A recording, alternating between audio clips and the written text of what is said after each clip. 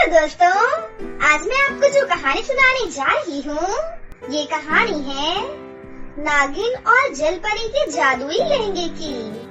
तो चलिए दोस्तों, देखते हैं आज की ये कहानी। बहुत समय पहले की बात है। किसी जंगल में एक जलपरी और एक नागिन साथ में रहती थी। उन दोनों की एक एक बेटियां थीं। वो दोनों अपनी बेटियों को शहर के सबसे बड़े स्कूल में पढ़ाया करती थीं। उनकी दोनों बेटियां रोज अपना रूप बदलकर स्कूल में पढ़ने जाया करती थीं। फिर एक दिन जब वो दोनों स्कूल से घर लौट रही थीं, कि तभी रास्ते में एक काजल नाम की लड़की उन्हें पेड़ के ऊपर रस्सी बांधते हुए दिखाई देती है। अरे वो देखो, वो लड़की पेड़ की डाली पर रस्सी क्यों बांध रही है? मुझे तो लगता है कि वो आत्महत्या करना चाहती है। हाँ, तुम बिल्कुल सही कह रही हो।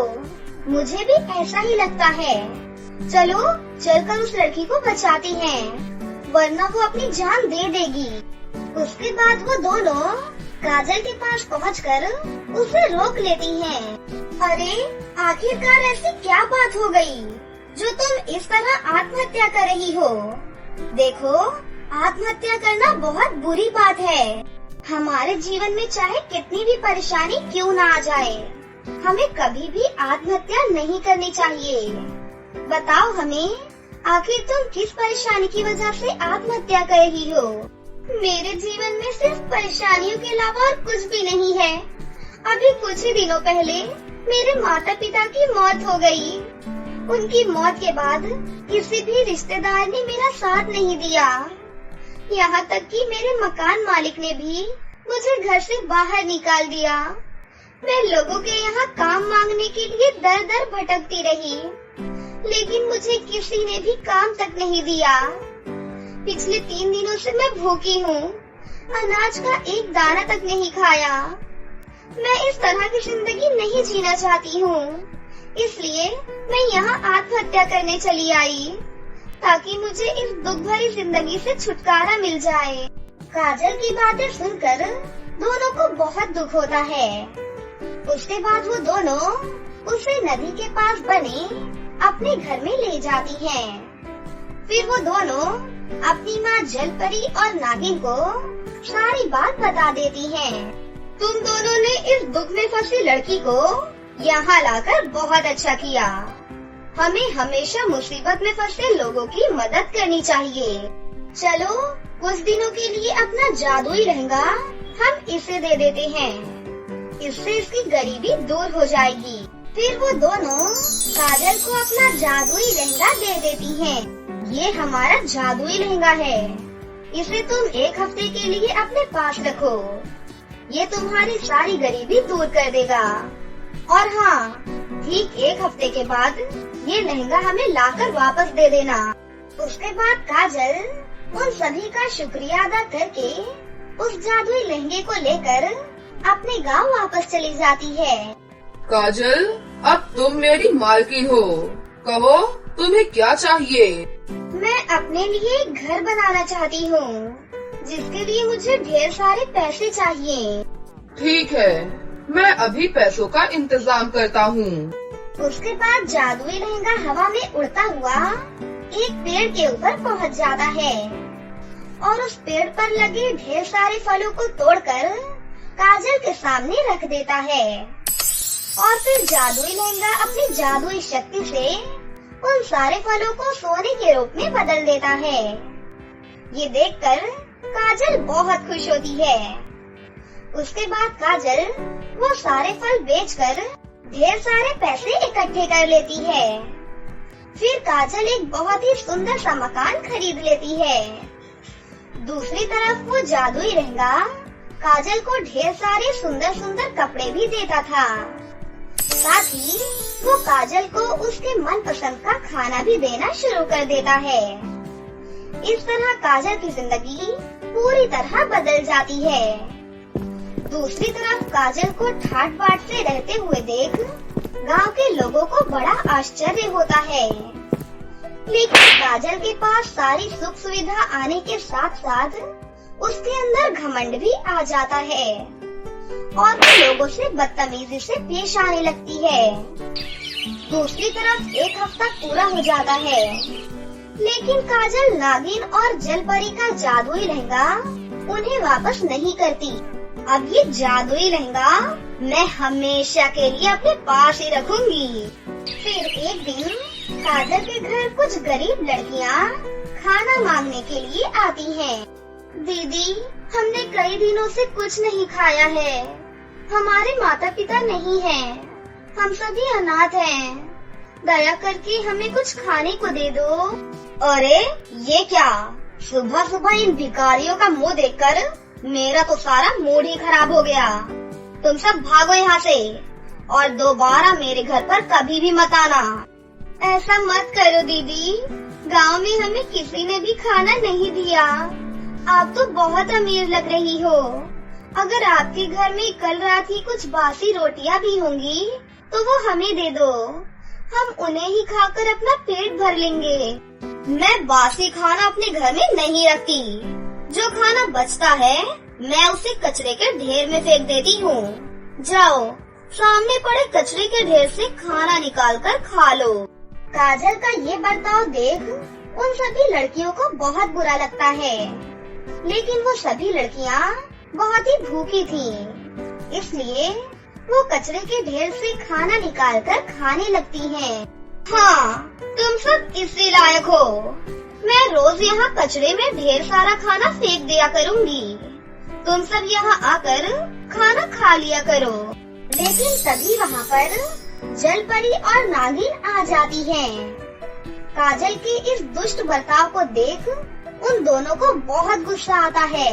क्यों रे घमंडी लड़की, बुरे वक्त में हमने तेरी मदद की और तू अमीर बनने के बाद इन गरीब लड़कियों के साथ ऐसा बर्ताव कर रही है।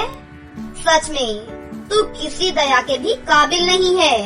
हाँ, एक हफ्ता पूरा होने के बाद भी इसने हमारा जादुई लहंगा वापस नहीं किया। इसे तो अच्छी तरह सबक सिखाना चाहिए। उसके बाद वो दोनों मिलकर चुटकी बजाने लगती हैं और घर के अंदर मौजूद जादुई लहंगा हवा में उड़ता हुआ उनके पास आ जाता है। फिर जलपरी के कहने पर जादुई लहंगा काजल के ऊपर ढेर सारे सड़े हुए फल बरसाने लगता है। उन फलों में लगे हुए कीड़े काजल के शरीर से चिपक जाते हैं और उसके शरीर को नोच नोच कर खाने लगते हैं। अरे मर गई रे, मुझे बहुत दर्द हो रहा है। अरे कोई बचाओ मुझे, मैं तुम दोनों के आगे हाथ जोड़ती हूँ। मुझे इन कीड़ों से बचा लो, वरना ये मुझे मार कर खा जाएंगे। देखते ही देखते वो कीड़े काजल के शरीर को नोच नोच कर उसे पूरी तरह बदसूरत बना देती हैं। दूसरी तरफ जादुई लहंगा अपनी शक्ति से काजल का सुंदर घर भी गायब कर देता है। इस तरह काजल पूरी तरह कंगाल और बदसूरत हो जाती है। उसके बाद नागिन और जलपरी दोनों अपना जादुई लहंगा वहाँ मौजूद गरीब लड़कियों को दे देती हैं। फिर एक हफ्ता पूरा होने के बाद वो सभी लड़कियाँ बहुत ही अमीर बन जाती हैं और ईमानदारी के साथ वो जादुई लहंगा नागिन और जलपरी को जाकर वापस कर देती हैं। दूसरी तरफ गरीब बनने के बाद काजल की अकल ठिकाने आ जाती है, लेकिन उसके पास दर दर की ठोकरें खाने के अलावा और कोई भी रास्ता नहीं बचा था।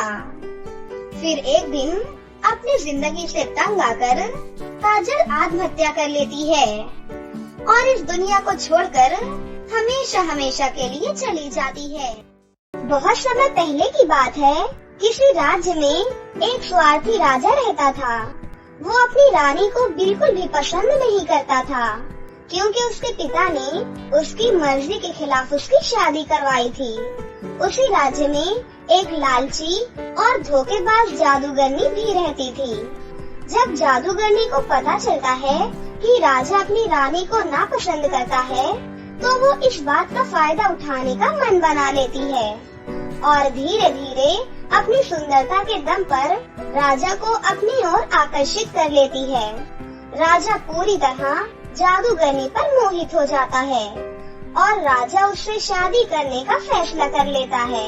फिर एक दिन, सुनो मेरी जादूगरनी, मैं तुमसे बहुत प्यार करता हूँ और तुमसे शादी करना चाहता हूँ। मैं भी आपसे बहुत प्रेम करती हूँ महाराज, और आप ही के साथ अपना पूरा जीवन बिताना चाहती हूँ। लेकिन आपकी रानी के रहते हमारी शादी कभी नहीं हो सकती। तुम चिंता मत करो, हम दोनों मिलकर उसे रास्ते से हटा देंगे। फिर मैं तुमसे शादी करके तुम्हें अपनी रानी बना लूंगा। लेकिन ये काम हमें बड़ी चालाकी से करना होगा ताकि किसी को हम पर शक भी ना हो, क्योंकि मेरे पिताजी को अगर मुझ पर जरा भी शक हो गया तो वो मुझे राज्य से बाहर निकाल देंगे। आप चिंता मत करिए महाराज, मैं बहुत बड़ी जादूगरनी हूँ। मैं अपनी जादुई शक्ति से आपकी रानी का खात्मा कर दूंगी और किसी को कुछ पता भी नहीं चलेगा। फिर अगले दिन राजा रानी को जंगल की सैर कराने ले जाता है। तभी उसे बहुत ही बड़ी नदी दिखाई देती है। अरे वाह, ये नदी तो बहुत ही खूबसूरत है। चलो उस नाव में बैठकर नदी की सैर करते हैं। ये सुनकर रानी बहुत खुश हो जाती है और राजा के साथ नाव में बैठकर नदी की सैर करने लगती है। लेकिन तभी पेड़ के पीछे छिपी जादूगरनी अपनी जादुई शक्ति से उस नदी में तूफान प्रकट कर देती है, जिस वजह से नाव उलट जाती है और रानी पानी में बह जाती है। राजा उसी वक्त तैरकर नदी के किनारे चला जाता है, लेकिन रानी को तैरना नहीं आता था। इस वजह से वो पानी में डूब जाती है। रानी को मरता हुआ देख राजा और जादूगरनी बहुत खुश होकर वहाँ से चले जाते हैं। लेकिन दूसरी तरफ उस नदी में दो जादुई नागिन बहनें रहती थीं। वो दोनों रानी को बचाकर अपने घर ले जाती हैं। उन दोनों बहनों को उनकी जादुई शक्ति से राजा की सारी सच्चाई पता चल जाती है। वो राजा और जादूगरनी बहुत ही दुष्ट हैं। उन्होंने अपने फायदे के लिए इस बेचारी को जान से मारने की कोशिश की है। सच में तुम्हारा पति तो बहुत ही बुरा और बहुत जालिम है। हाँ, तुमने सही कहा। मैं उससे बहुत प्यार करती थी, लेकिन उसने मुझे धोखा दिया है। अब मैं उसके पास कभी वापस नहीं जाऊंगी। तुम चिंता मत करो बहन, अब से तुम हमारे साथ रहोगी। अब कोई भी तुम्हारा कुछ नहीं बिगाड़ पाएगा। रानी को उन दोनों बहनों का स्वभाव बहुत ही पसंद आता है और वो उनके साथ रहने लगती है। दूसरी तरफ राजा महल में रानी के नदी में डूब जाने की बात सबको बता देता है और कुछ ही दिनों के बाद वो जादूगरनी से शादी कर लेता है। इस तरह जादूगरनी वहाँ की रानी बन जाती है। लेकिन फिर एक दिन राजा और जादूगरनी जंगल में शिकार कर रहे थे कि तभी उन दोनों की नजर रानी पर पड़ती है। अरे, इसे तो हमने जान से मार दिया था, लेकिन ये अभी तक जिंदा है। इतनी गहरी नदी में डूबकर भी ये कैसे बच गई? चाहे कोई भी वजह हो, लेकिन ये हमारे लिए बहुत बड़ा खतरा है। चलो इसे इसी वक्त जान से मार देते हैं। फिर वो दोनों फौरन रानी के सामने पहुंच जाते हैं। उन्हें देखकर रानी घबरा जाती है। पिछली बार तो तू नदी में डूबने से बच गई थी, लेकिन इस बार मैं तुझे अपने हाथों से मारकर हमेशा के लिए तेरा किस्सा खत्म कर दूंगी। देखो, मुझे तुम दोनों से कोई मतलब नहीं है। आखिर मैंने तुम्हारा क्या बिगाड़ा है? मुझे मेरी जिंदगी जीने दो और चुपचाप यहाँ से चले जाओ। नहीं, जब तक तू जिंदा है मैं चैन से जी ही नहीं सकता, इसीलिए तेरा मरना जरूरी है। तभी जादूगरनी अपनी जादुई छड़ी की शक्ति से वहाँ एक बहुत ही खतरनाक सांप प्रकट कर देती है। चल मेरे गुलाम, इस रानी को मार कर खा जा। लेकिन जैसे ही वो सांप रानी को मारने के लिए आगे बढ़ता है कि तभी वहाँ पर दोनों नागिन बहनें आ जाती हैं। पहली नागिन उस सांप को बड़ी सी रस्सी से बांध देती है, लेकिन वो सांप बहुत ही शक्तिशाली था। वो उसी वक्त रस्सी को तोड़ देता है और अपने मुंह से आग उगलने लगता है। ये देखकर दोनों बहनें पीछे हट जाती हैं। तुम लोग मेरा कुछ नहीं बिगाड़ सकती, ये बहुत ही ताकतवर है। अब ये रानी के साथ साथ तुम दोनों को भी जान से मार देगा। लेकिन तभी दूसरी नागिन बहन को एक उपाय सूझता है और वो फौरन अपनी आंखें बंद करके अपनी शक्ति से वहाँ जादुई नागमणि प्रकट करती है। जादुई नागमणि को देखकर सांप शांत हो जाता है और वहाँ से जंगल की ओर भाग जाता है। ये देख जादूगरनी को बहुत गुस्सा आता है, लेकिन इससे पहले कि वो कुछ कर पाती, तभी वो दोनों नागिन बहनें जादूगरनी और राजा के ऊपर आग की बारिश कर देती हैं, जिससे दोनों बुरी तरह तड़प तड़प कर इधर उधर भागने लगते हैं। ये सब क्या हो रहा है? कोई बचाओ हमें। दूसरी तरफ जादूगरनी की जादुई छड़ी भी जल जाती है, जिस वजह से वो कुछ भी नहीं कर पाती और देखते ही देखते थोड़ी ही देर में दोनों जलकर राख हो जाते हैं। इस तरह से उन दोनों को उनके किए की सजा मिल जाती है। उस दिन के बाद से रानी की जिंदगी में कभी कोई परेशानी नहीं आती और वो हंसी खुशी अपनी जिंदगी जीने लगती है। तो दोस्तों, कैसी लगी आपको हमारी ये कहानी? अगर आपको हमारी कहानी अच्छी लगी हो तो इसे जरूर लाइक करें, साथ ही हमारे चैनल को सब्सक्राइब भी कर लें और बेल आइकन को दबाना ना भूलें। मिलते हैं अगली वीडियो में। धन्यवाद।